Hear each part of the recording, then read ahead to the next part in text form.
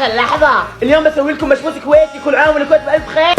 هلا والله بالعوين. نجيب الطنجرة ونحط الزيت وبصل مقطع لصغير، حط بصل ونحمس البصل، وبعدين نحط بهارات صحيحة وبهارات الثوم، ونحط الدجاج. يا حلو يا دجاجة، وميكس ميكس ميكس ميكس، وبعدين نحط بهارات مشكلة ونحط الموية المغلية لين ما نغطي الدجاج ونتركها على النار لمدة ساعة، ونحط 3 كاسات رز وننقع الرز، ولما بدأت تنضج نحط الملح ملح ملح ملح، ونطلع الدجاج، نحط زعفران مع موية حارقة ومكس، وندهن الدجاج بالزعفران، ادهنوه بالزعفران وبالفرن لما يتحمر الدجاج، ونشخل الرز، حط الرز ونحط المرقة في الطاوة، نحط حمص وبصل وميكس، كذا صار جاهز على الرز زعفران، وهذه النهاية.